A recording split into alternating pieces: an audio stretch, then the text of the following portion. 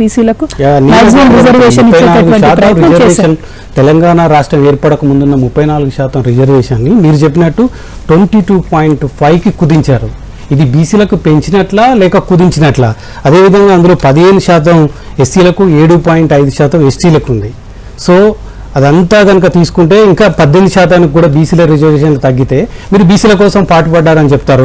BRS ప్రభుత్వం బీసీల కోసం ఏ విధంగా పాటుపడ్డదని బీసీలను నమ్మించే ప్రయత్నం చేయాలి. అంటే వాస్తవం ఏంటంటే ఆ రోజు అవకాశం కేసీఆర్ గారి ముందు ఒకటే క్వశ్చన్ ఉండే, అయితే బీసీలకు 0% రిజర్వేషన్తో ఎన్నికలకు పోవాలి, లేదంటే 50%లో ఎస్సీలకు ఎస్టీలకు పోను మిగతా రిజర్వేషన్తో ఎన్నికలకు పోవాలి. ఎందుకంటే 50% దాటేటటువంటి పరిస్థితి ఆనాడు లేకుండే, ఏ ఒక్క కోర్టు తీర్పు లేకుండే, ఏ ఒక్క పార్లమెంట్ చట్టం లేకుండే. ఎప్పుడైతే తెలంగాణ సర్పంచ్ల ఎన్నికలు అయిపోయినాయో ఆ తర్వాత మోదీ గారు ఈడబ్ల్యూఎస్ రిజర్వేషన్ బిల్ పాస్ చేశారు కేంద్రంలో.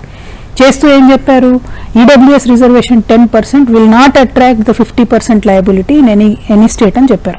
దాంతో ఇవాళ కూడా మన తెలంగాణ రాష్ట్రంలో మనం 50% మించి రిజర్వేషన్ ఇస్తున్నాం.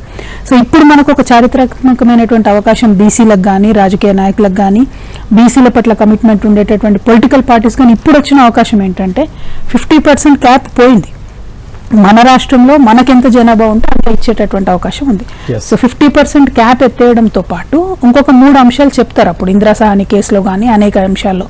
ఒకటి, బీసీల కులగణన జరగాలి, అది ఇప్పుడు జరిగింది, సరే తప్పుల తడక ఉందంటున్నాం కానీ జరిగింది. రెండవది, డెడికేటెడ్ కమిషన్ వేయాలి, అది జరిగింది. డెడికేటెడ్ కమిషన్ వేసిన తర్వాత బీసీల జనాభా దామాషా ప్రకారం బీసీల రిప్రజెంటేషన్ అంటే ప్రజాప్రతినిధుల్లో వాళ్ళ యొక్క భాగస్వామ్యం లేదు అనేటటువంటి అంశం ఎస్టాబ్లిష్ అయ్యాయి.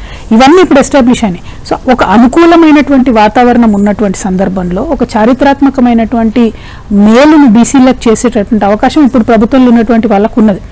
వాళ్ళు బుద్ధి తెచ్చుకొని చేస్తే మంచిది, చేయకపోతే బీసీలు ఖచ్చితంగా వాళ్ళకి బుద్ధి. కానీ బీసీ రిజర్వేషన్లో కాంగ్రెస్ పార్టీ మోసం చేస్తుంది.